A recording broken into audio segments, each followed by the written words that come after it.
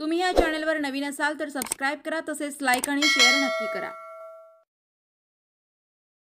लवकर भेटला पाहिजे आणि यांना कठोर जी शिक्षा आहे ती दिली गेली पाहिजे। त्याशिवाय हे सगळं जे प्रकरण आहे जे संघटित गुन्हेगारी आहे हे गट कारस्थान करून एक हत्या केलेली आहे लोकांनी, त्याशिवाय यांना न्याय भेटला यांना कठोरातली कठोर कारवाई। नक्की काय खटकतंय तुम्हाला, तुमचा काय आक्षेप आहे?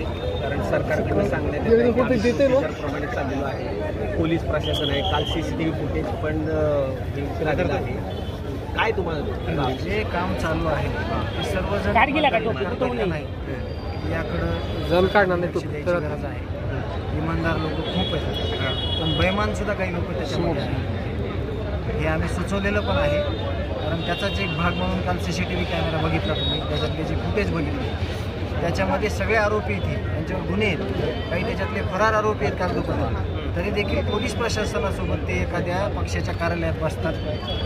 आणि मग तुम्ही विचार करा की समाजाने याच्यातून काय बोध घ्यायला पाहिजे, समाजाला किती चुकीच्या दिशेनं हा मेसेज जातोय, किती चुकीच्या पद्धतीने हे सगळं घडतंय हे त्यांनी गांभीर्यानं घेतलं पाहिजे अशी आमची विनंती आहे। तुम्ही पंढरपूरमध्ये आहात, तुमचे बंधू वारकरी होते आणि पंढरपूरमध्ये आहात, जनआक्रोश मोर्चा आहे, काय भावना वाटते वारकरी कुटुंबाची? काय प्रचंड उन्हाचं तीव्रता होती आज, तरी देखील खूप मोठ्या प्रमाणात लोक येऊन ज्या निषेध मोर्चात सहभागी झाले आणि जे माझे भाऊ होते ज्यांनी 24 वर्षापासून मला आठवतं आहे ते सांगतो की एकही वारी चुकवली नाही विठ्ठलाची, ते जसं जमल तसं इथपर्यंत माऊलीपर्यंत पोहोचायचे, विठ्ठलापर्यंत पोहोचायचे।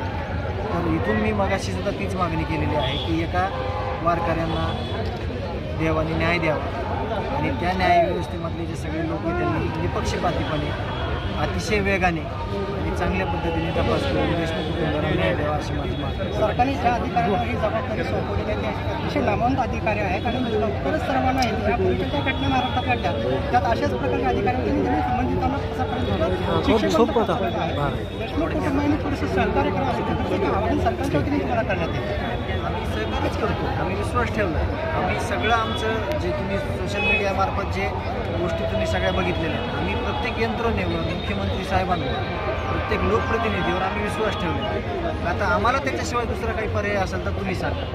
विश्वास ठेवणं आम्हाला आमच्यावर तेवढंच काम आहे की आता आम्ही विश्वासात ठेवला पाहिजे ना। व्हिडिओ कॉल कोणाचे आले होते आतापर्यंत ते काही नावं करत आहेत? पंकजा ताईंनी व्हिडिओ कॉल केलेला होता आणि आमच्या वहिनीने म्हणजे वैभवीच्या आईने असं आवाहन केलं त्यांना की न्याय द्या आणि या आमच्याकडे, न्यायाच्या भूमिकेत तुम्ही या, आम्हाला न्याय द्या, न्याय मिळाल्यानंतर तुम्ही आमच्याकडे। धनंजय मुंडेंचं काही कसलाही संबंध नाही त्यांचा, त्यांनी कुठलाही कॉल काय केलेला नाही, कुटुंबाला भेटले नाही किंवा एखादं पाऊल त्यांनी उचललेलं नाही जेणेकरून देशमुख कुटुंबियाला न्याय मिळाला। मुख्यमंत्री जे आहे देवेंद्र फडणवीस यांनी काही संपर्क केला आहे? आम्ही स्वतः भेटलेलो, ज्या काही गोष्टी घेणं गरजेचं होतं आणि त्यांनी आम्हाला वेळ देऊन आम्ही त्यांना सगळ्या गोष्टी स्पष्ट केलेल्या आहेत। त्या दिशेनं त्यांचा तपास चालू आहे आणि त्याच्यातून आम्हाला एकच अपेक्षा आहे की लवकरात लवकर आरोपींना फाशी झाली पाहिजे ही आमची। देवेंद्र फडणवीस अपेक्षा पूर्ण करतील आमची त्यांना मागणी आहे, त्यांचा आम्हाला शब्द आहे, शब्दावर आम्ही आहोत की त्यांनी शब्द दिलेला आहे की गँगमधला शेवटचा आरोपी जेरबंद होऊन त्याला फाशी जोपर्यंत होत नाही तोपर्यंत आम्ही थांबणार।